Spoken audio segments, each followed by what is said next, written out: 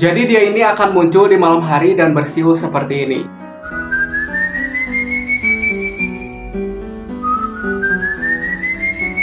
Dan dia juga membawa sebuah kantong yang isinya adalah tulang belulang manusia. Sigue vagando por los valles. Una noche presentarse en el cuerpo de la niña vio.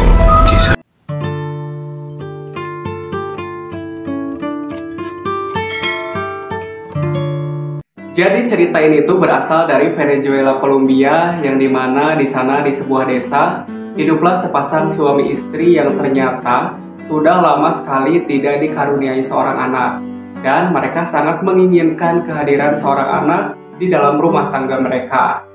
Pada suatu ketika suaminya ini bahagia banget nih, dikarenakan ternyata istrinya telah mengandung. Dan singkat cerita istrinya ini melahirkan seorang anak berjenis kelamin laki-laki. Jadi di cerita ini menceritakan satu keluarga yang terdiri dari 4 orang. Yang pertama itu adalah anak laki-laki tadi, kita sebut saja namanya si L, ibunya, bapaknya, dan juga kakeknya. Dan dikarenakan si L ini merupakan anak satu-satunya di keluarga tersebut, yaitu anak tunggal, maka kedua orang tuanya merawat dan menyayangi si L dengan penuh kasih sayang.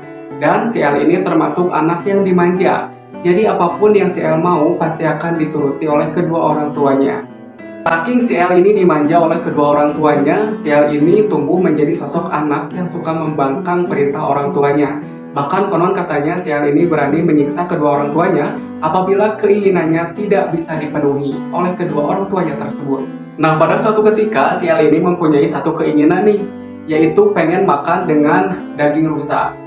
Jadi si L ini memerintah ayahnya untuk berburu rusa di hutan. Dan pergilah si ayahnya ini dari rumah ke hutan untuk berburu rusa tersebut. Jauh-jauh dari rumah, sang ayah pergi ke hutan berniat untuk memburu seekor rusa karena anak kesayangannya ini ingin sekali makan dengan daging rusa tersebut. Namun nampaknya si ayah gagal memburu rusa tersebut karena di hutan ternyata tidak nampak satupun hewan rusa, yang ada hanya babi hutan dan hewan yang lainnya. Maka ayahnya pun tidak pulang-pulang ke rumah sebelum dia berhasil menangkap seekor rusa tersebut. Dan dikarenakan ayahnya ini tidak kunjung pulang juga ke rumah, maka ibunya si L ini mulai cemas, khawatir, dan juga panik nih di rumah, dan menyuruh si L untuk menjemput ayahnya ke hutan. Sedangkan di sisi lain, ayahnya juga sedang merasakan kepanikan karena hewan buruan yang ia maksud yaitu rusa tidak kunjung juga didapatkan. Karena tidak mau membuat anak kesayangannya ini kecewa, karena kalau misalkan dia pulang ke rumah tidak membawa apa-apa, yang jelas anaknya ini kecewa karena tidak bisa makan dengan daging rusa tersebut. Akhirnya ayahnya ini mempunyai inisiatif untuk memburu seekor babi hutan, dan dagingnya ini dipotong-potong dan akan dibawa ke rumah. Dan setelah sampai di rumah, ayahnya ini akan mengatakan jikalau daging yang ia bawa tersebut adalah daging rusa. Dan akhirnya si L ini bertemu dengan ayahnya, dan ternyata si L ini sudah mengetahui jika daging tersebut bukanlah daging rusa. Maka amarah si L pun muncul tiba-tiba, dan secara membabi buta si L ini menghilangkan nyawa ayahnya tersebut.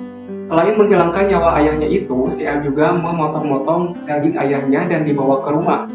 Nah, setelah selesai menghabisi nyawa ayahnya, si L pun kembali pulang ke rumah dengan membawa potongan daging tersebut yang tiada lain adalah daging ayahnya sendiri. Setelah sampai di rumah, ia memberikan daging tersebut kepada ibunya, dan ibunya pun menanyakan ayahnya kemana, kok nggak bareng gitu ya. Dan si L pun menjawab jika ayahnya ini masih berada di hutan. Setelah itu ibunya pun mulai memasak daging yang dibawa oleh anak kesayangannya tersebut. Dan ketika ibunya ini sedang asik nih di dapur memasak daging yang dibawa oleh anak kesayangannya itu. Namun betapa terkejutnya karena sang ibu melihat adanya potongan jari manusia di dalam daging tersebut. Maka dengan sekuat tenaga ia pun berteriak dan memanggil anak kesayangannya itu. Namun ketika anaknya datang, yaitu si L, dengan santainya dan tertawa-tawa, dia bilang jikalau memang benar itu adalah potongan daging ayahnya. Dan dia pun mengatakan kepada ibunya dia ingin sekali memakan daging ayahnya tersebut. Dan tanpa berpikir lama-lama, akhirnya sang ibu pun berlari ke rumah ayahnya yang tiada lain adalah kakeknya si L. Dan di sana ibunya menceritakan jikalau dirinya baru saja memasak potongan daging, yang ternyata daging tersebut adalah daging suaminya sendiri. Dan dia mengatakan jikalau anak kesayangannya tersebut yaitu si El telah menghabisi ayahnya di hutan. Dan setelah mendengar cerita anaknya, yaitu menceritakan jikalau si El ini telah menghabisi ayahnya di hutan, maka kakeknya si El pun menjadi murka dan marah, dan langsung mendatangi si El, menyeretnya dan juga mengikat si El di sebuah bangunan. Dan di sana kakeknya ini menyiksa si El dengan mencambuk-cambuk punggung si El sampai terluka parah. Dan setelah itu kakeknya si El ini menaburi punggung si El yang sudah terluka parah dengan alkohol, dan melepaskan ikatannya tersebut dan menyuruh si El untuk pergi selama-lamanya, sambil mengucapkan, sampai kapanpun kamu akan terus membawa tulang belulang ayahmu yang telah meninggal. Dan itu adalah kata-kata kutukan yang dilontarkan oleh kakeknya kepada cucunya yang telah tega menghabisi nyawa ayahnya tadi di hutan. Dan akhirnya si El pun pergi dari tempat itu dengan menahan luka yang ada di punggungnya tersebut. Namun ternyata kakeknya ini melepaskan anjing-anjingnya yang sangat kelaparan dan langsung menyerbu tubuh si El dan memakannya. Dan akhirnya si El pun mati di tangan anjing-anjing yang kelaparan tadi. Dan semenjak itu, semenjak si El mati, suka muncul teror-teror kepada warga masyarakat. Sosok El ini disebut sebagai sosok El Silbon, yang digambarkan mempunyai tubuh yang sangat tinggi dan juga kurus, memakai topi caping dan membawa kantong yang dimana dalam kantong tersebut berisi tulang belulang manusia yang tiada lain adalah tulang ayahnya sendiri yang ia habisi di hutan pada waktu lalu. Sosok El Silbon ini bisa muncul kapan saja dan di mana saja. Cuma warga masyarakat telah mengetahui tanda dan cirinya dengan siulan seperti ini. Jika kamu mendengar suara siulan seperti itu dengan jarak yang begitu dekat, sudah dipastikan El Silbon tidak ada di lokasi. Namun, jika kamu mendengar suara siulan tersebut jauh dari lokasi, otomatis El Silbon ternyata sudah ada di tempat itu, dan bisa jadi sudah ada di belakang kamu pada saat itu. Kemunculan suara El Silbon ini dipercaya oleh warga masyarakat sekitar sebagai tanda-tanda akan adanya orang yang meninggal dunia.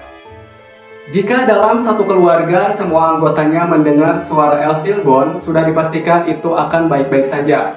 Namun, jika dalam keluarga tersebut yang mendengar cuma satu orang, sudah dipastikan yang mendengar tersebut akan meninggal dunia. Sosok El Silbon ini terlihat akan datang ke salah satu rumah yang sudah dipastikan di dalam rumah tersebut akan ada yang meninggal. Ia akan duduk di depan teras rumah tersebut dan membongkar tulang-tulang yang ada di dalam kantong yang ia bawa selama ini dan menghitungnya. Nah, sosok El Silbon ini juga dipercaya adalah sosok yang sangat berbahaya sekali bagi manusia, karena bisa saja jika manusia tersebut bertemu dengan sosok El Silbon, maka nyawanya tidak akan selamat. Sosok El Silbon ini hanya menghabisi orang-orang yang mempunyai sifat buruk, seperti pelacur dan suka minum minuman keras. Jika ada orang yang mabuk tiba-tiba saja bertemu dengan El Silbon di jalan, maka El Silbon tersebut akan mencabik-cabik perutnya dan menghisap minuman keras yang ada di perutnya melalui pusarnya tersebut. Namun, tetap saja warga-warga sekitar sangat ketakutan dengan sosok El Silbon tersebut, karena katanya tidak hanya orang jahat saja yang akan dihabisi oleh El Silbon ini. El Silbon akan menghabisi orang-orang yang menghalangi jalannya itu. Nah, itulah sedikit cerita tentang El Silbon yang mempunyai suara siulan yang sangat ditakuti oleh warga masyarakat Venezuela, Kolombia tersebut. Next, nanti kita akan bahas kisah-kisah lainnya dari berbagai penjuru dunia. Terima kasih sudah menonton video ini dan sampai jumpa.